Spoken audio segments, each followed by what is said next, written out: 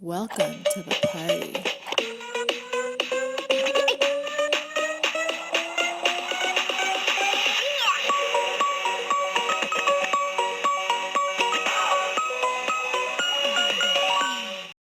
Oh, oh, oh, it's magic. Topic Thunder. Johnny and the Greg. Greg, how are you, sir? Doing all right. All right, I'm a little confused already. Is this the Monday after the Super Bowl? No, I think it's 2 Mondays after the Super Bowl. Okay, if I haven't said it, I think this is the Monday after the Super Bowl. Anyway, congratulations to whoever's team won. Good Go season. sports ball. Yeah. Tafuna. Um, okay, Topic Thunder. I think I already said that. Greg, we're just going to get into the topic because I don't know where I'm going to go from here. Can science and religion coexist? They do. All right, Johnny and the Greg. Thank you All very right. much. No, I think, yeah, sure. I mean, I'm not. I am a I guess what spiritual I'm asking, person, but Greg, I'm is, not. do you believe in? I know you're quite a religious man. Mhm.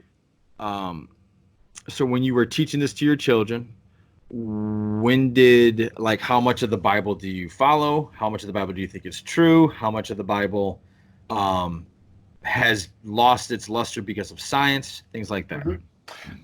Well, I think the entire Bible is true. Really?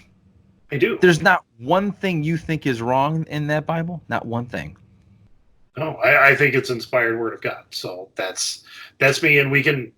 That's a separate topic. We can argue that at length. But I do believe in what they call intelligent design, um, and I can post if you really want my opinion on it. My pastor actually did a sermon that really kind of encapsulates all that, and I can link to that down below.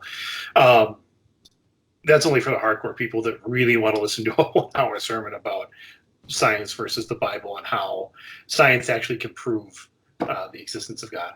Um, so it's really, I think, the idea, because when you get down to it, there's the big question is like evolution. Okay. Um, and the idea that I think for everything to happen just right, for all of the conditions it would take for life to exist, I have to believe in intelligent design. Okay. That's Yeah. No. No. I believe there's definitely something. I believe there's definitely. Yeah. I believe in intelligent design, but I have a hard time wrapping my head around the idea that everything in the Bible is hands down the way it happened. mhm.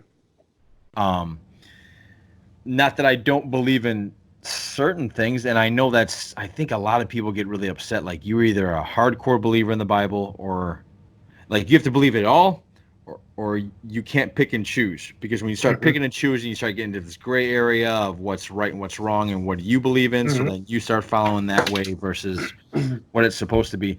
I have a hard time believing in the idea of um that it's all right because if you were to explain what you do, or if you were just to explain explaining taxes and how a mortgage works to Lane, you think she'd get it all right?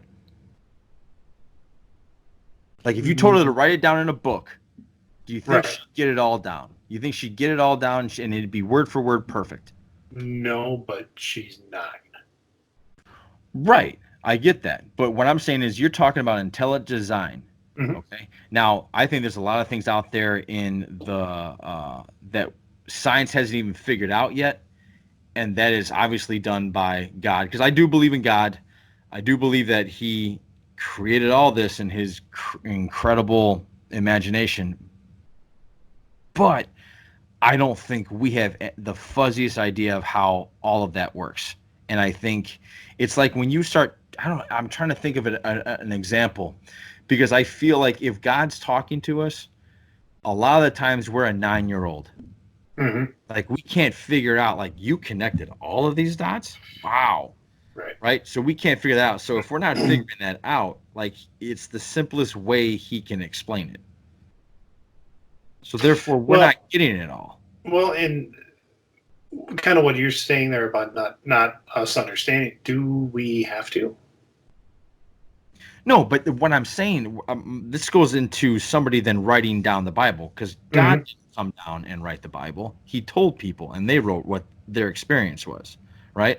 And we all know about that. Memory's a funny thing, and it's never exactly what you think it is. And just because you thought you remembered it that way, and you convinced yourself it happened that way, it didn't necessarily happen that way.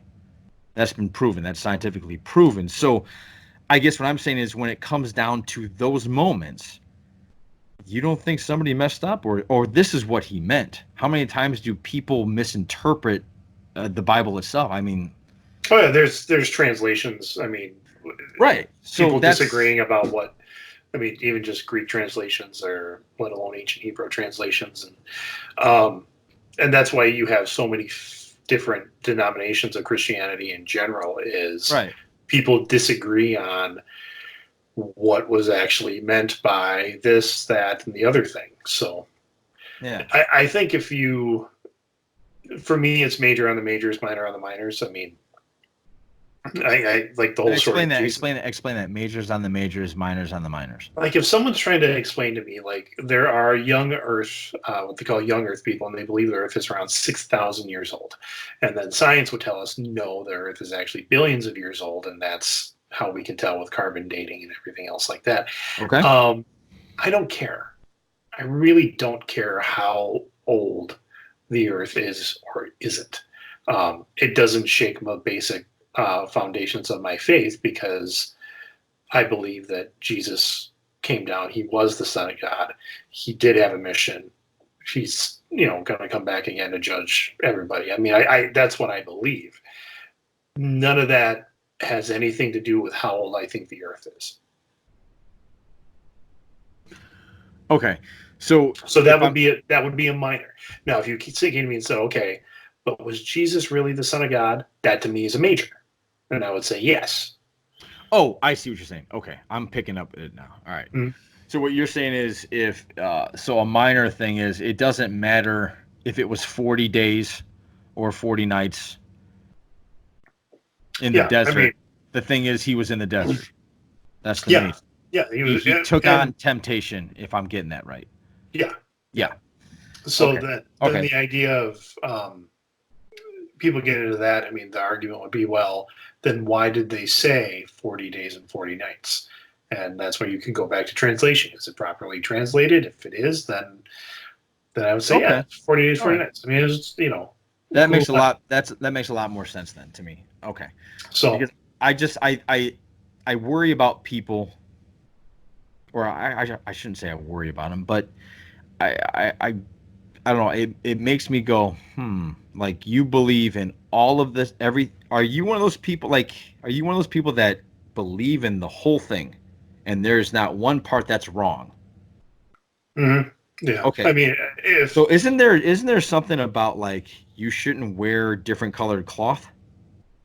we see that what you get into there is like there's Old Testament rules and there's New Testament rules, Okay. and a lot of those things that people are like, oh well, maybe you're allowed to beat your wife then, or you're allowed to do this.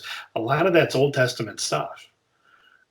So Jesus kind of reset the playing field and came out and said, no, love your neighbor, and love your neighbor as yourself. Treat others how you want to be treated. That Right. golden rule kind of stuff. Yeah. Yeah. And then you got people in the back, like the Old Testament guys, who are like, well, wait a minute.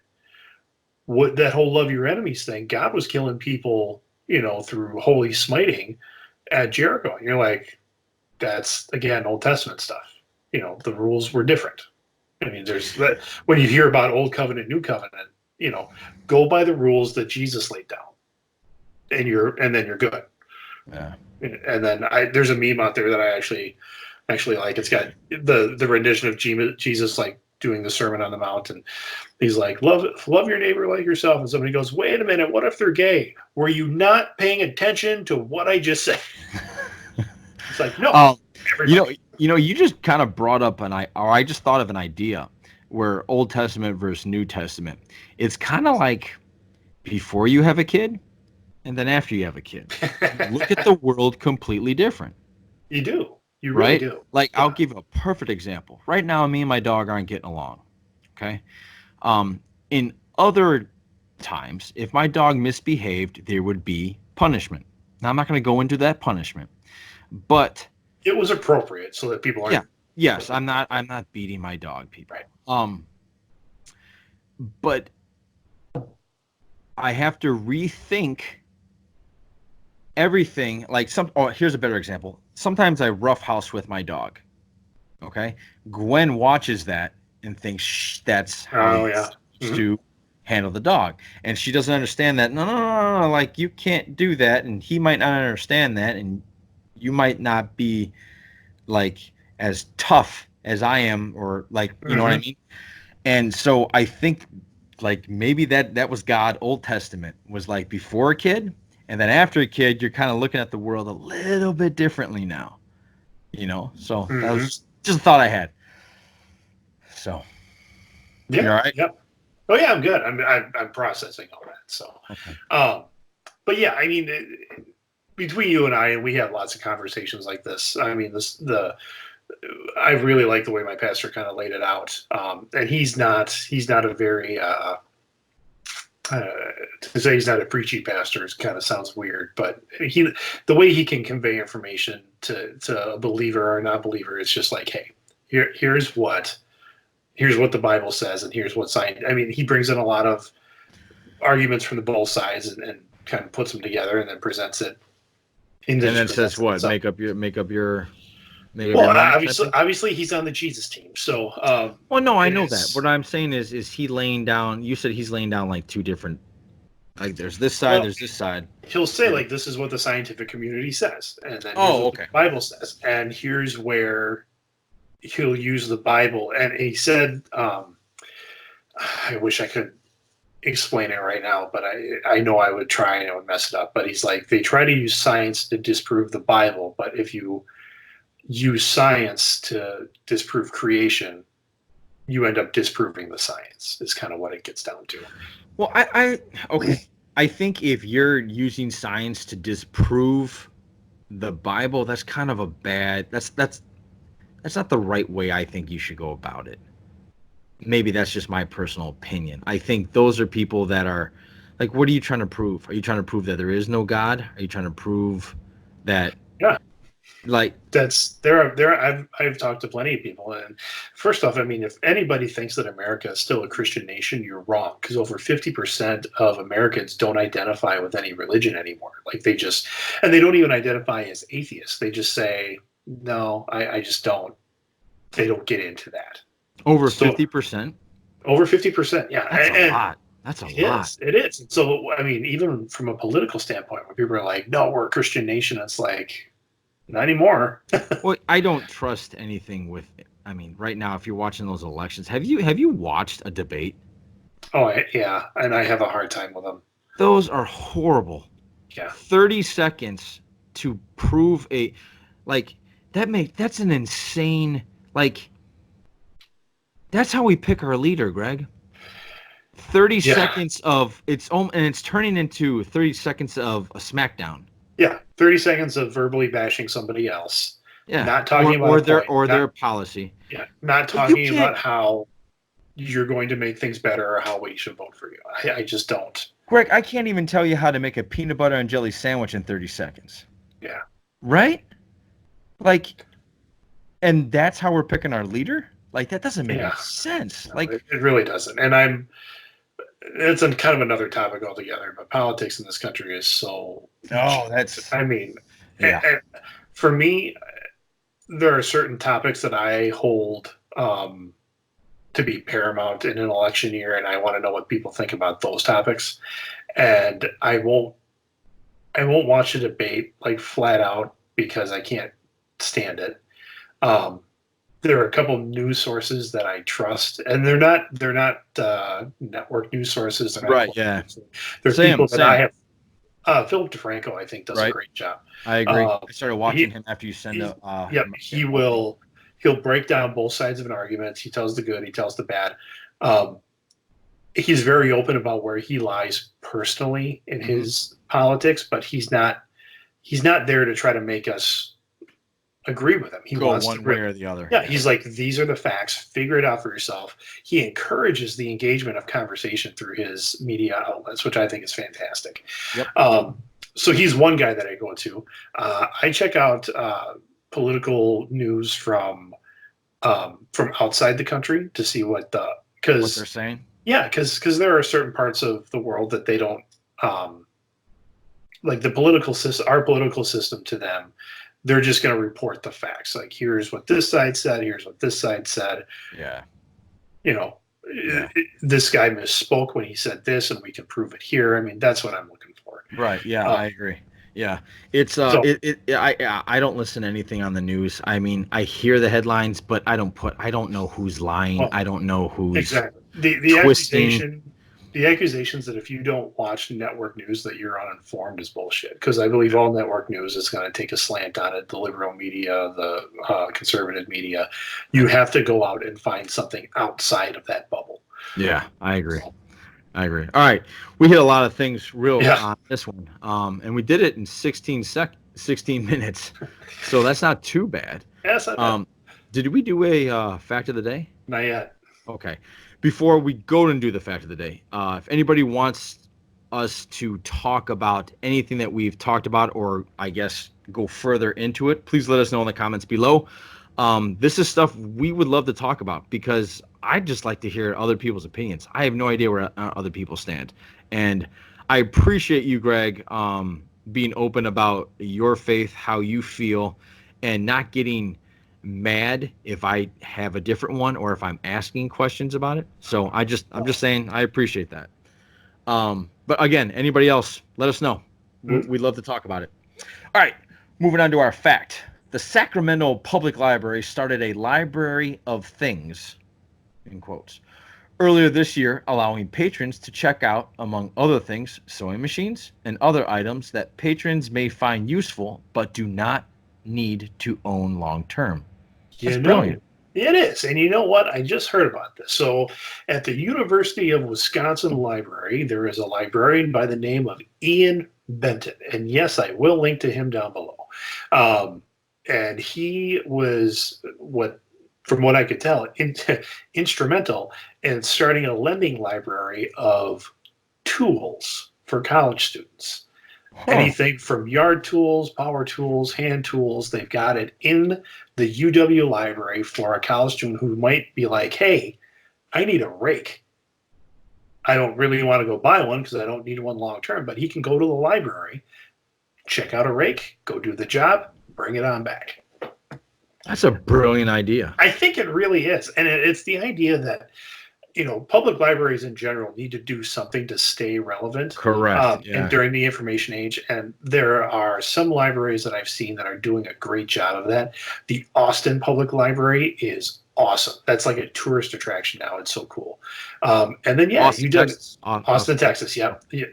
And then it sounds like the UW library, which is right on campus. Ian and his cohorts are thinking like that too, trying to do something different. I think that's cool. Thinking outside the box. Yeah, that's awesome. That's awesome. Yeah, that's a really good idea. If I like could you imagine when we were living in Whitewater and like if we needed tools, what did we do?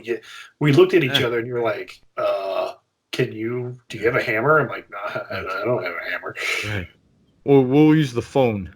Yeah, we'll figure something out, I guess. That was back in the day, people, when phones were actually connected to the wall and they were connected to a dial pad.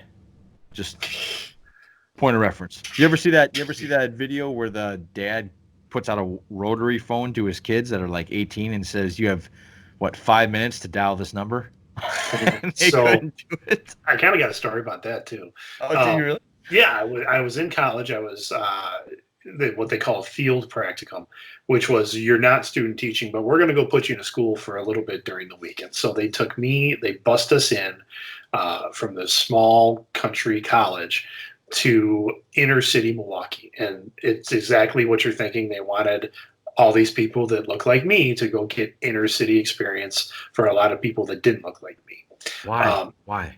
because I mean, honestly, I needed that. I needed to know situations that I was not used to. I needed to know, what a I don't even want to say racially charged, but something outside of my race, like the differences, the kids.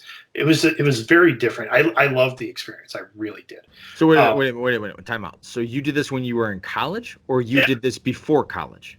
No, it was during college. It was part of the teacher programming was for, gosh, I think it was 16 weeks. Every like Tuesday, Wednesday, Thursday, or Tuesday, Thursday, something like that. We got up and we went to Inner city school we system. went to inner city schools for the school day, and we just it was a lot of observation. It was a lot of even yeah, a lot of just walking around and getting to know like a different situation. It was part of my yep. Education in a Pluralistic Society was the name of the class. So just getting to know outside of your culture, here it is. But while we were there, and it was one of the first weeks we were there, they were bringing kids in, and this was a middle school. And so they were bringing in fifth graders, and it was like practice dialing 911.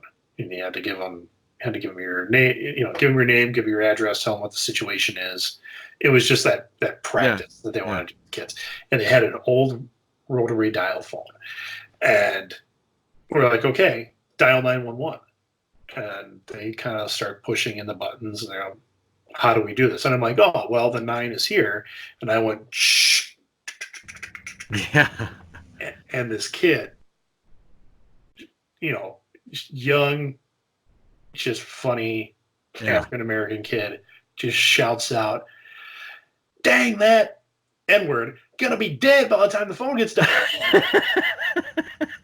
And me being like, I don't even know if I think I was maybe 19. And I mean, of course, before we go in, they're like, okay, so you're gonna hear language. Don't, obviously don't say this, don't say that. We knew it. This kid just throws it right out there at like day 2, day 1. And I was like, oh. And then it was so funny that we're trying not to laugh. The teacher's like, well, yeah, he might be. And she's like, so we had to fast enough. Oh man, it was hilarious. And I was just like, okay, here we go. Yeah. Anyway, yeah, good idea. Good for you, Sacramento and Madison Library. Yeah, that's great. That's cool. All right, Greg, you got anything else? I do not. I do not either. All right, everybody, enjoy the rest of your week. Johnny and the Greg, Topic Thunder out. See you later.